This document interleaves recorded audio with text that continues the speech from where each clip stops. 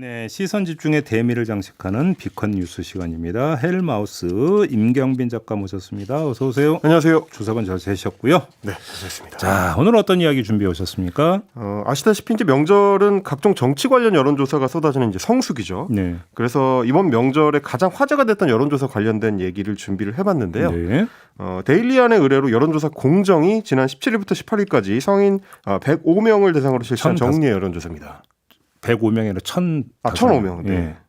이런 거 틀면 안 되는데. 그러게. 네. 이재명 경기지사와 관련된 대장동 개발 사업 의혹에 대해서 응답자의 51% 그러니까 과반이 넘는 숫자가 특혜 가능성이 의심된다라고 응답을 했다는 겁니다. 네. 반대 응답자는 24.1%에 그쳤는데 이 자세한 상황은 이제 중앙선거 여론조사 심의위원회 홈페이지를 참조하시면 되고요. 예. 어제까지 나온 보도 중에서는 이 사안을 이렇게 직접적으로 이 다른 여론조사가 없어서 그랬는지 다른 매체들도 앞다퉈서 이 여론조사 결과를 전했습니다. 네. 그리고 이제 모든 헤드라인이 50% 이상 특혜를 의심한다 이런 데에 주목을 좀 했습니다. 근데 이걸 지금 픽해 오신 이유가 뭔가 좀 조사 결과에 문제가 있다라는 지금 판단이신가요? 그런 지적이 이제 인터넷 커뮤니티를 중심으로 나오고 있는데 왜요? 왜 그러냐면 이제 그동안은 주로 여론조사들이 양쪽 진영이 첨예한 사안에 대해서는 팽팽한 결과가 많이 나왔는데 그냥 반반. 그렇죠. 예.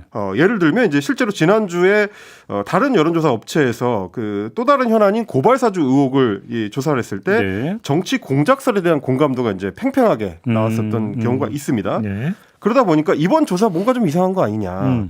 여론조사의 문항이나 어떤 여론조사 기관이나 이런 부분을 지적하는 글들이 많이 올라왔는데 그래서 저희가 항상 참고해야 된다고 말씀을 드리는 중앙선거 여론조사 심의위원회의 홈페이지에 들어가가지고 네. 실제 그 여론조사 공정의 여론조사 항목을 찾아봤습니다. 근데 문항을 보니까 조금 의문스러운 점은 보이긴 했습니다. 근데 이게 좀 추석 연휴에는 워낙 이제 보도량이 쏟아졌기 때문에 네. 뭐 보도의 결과 아닌가 이런 생각도 할 수 있는데 그게 아니라는 겁니까? 문항 구성에 문제가 있다라는 건가요? 그렇습니다. 그 수준이라고 하기에는 좀 지나치게 편향된 거 아니냐라는 지적들이 많았기 때문인데 네. 질문이 이렇습니다. 이재명 경기도지사가 성남시장 재직 시에 진행됐던 성남시 대장동 개발 사업과 관련해 특혜 의혹이 제기되고 있습니다. 선생님께서는 다음 중 어느 주장에 더 공감하십니까? 라고 질문을 하고요. 선택지가 1번 모범적 공익사업이었다. 2번 특혜 등 의혹 사업이었다. 3번 잘 모르겠다. 이렇게 돼 있습니다. 아니 그러니까 질문에 특혜 의혹이 제기되고 있습니다라고 박아놓고 네. 그다음에 보기 항목으로 이렇게 세 가지를 제시했다. 그렇습니다. 보통 이제 이런 경우에는 그 한쪽에서는 이렇게 주장하고 다른 쪽에서는 이렇게 주장하는데 선생님 생각은 어떠십니까?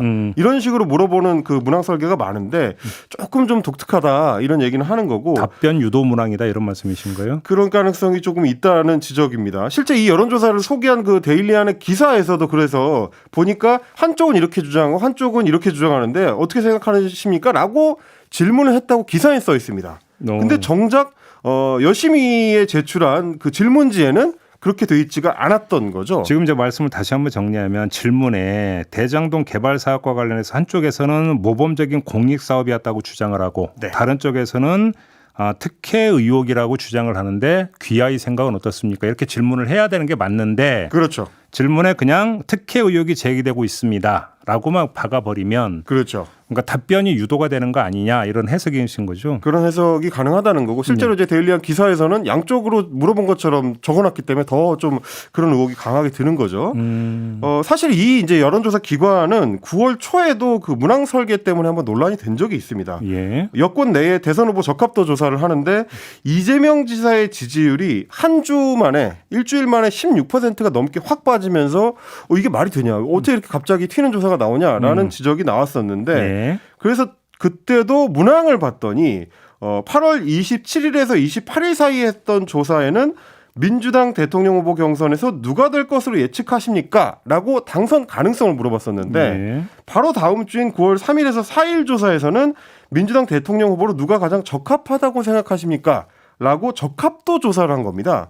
그러니까 당선 가능성하고 적합도를 묻는 완전히 일주일 사이에 서로 다른 질문을 했는데도 불구하고 두 개의 결과를 비교해서 그래프를 만들다 보니까 오해를 낳았던 그런 경우가 있었던 겁니다. 보도가 이랬다라는 거죠?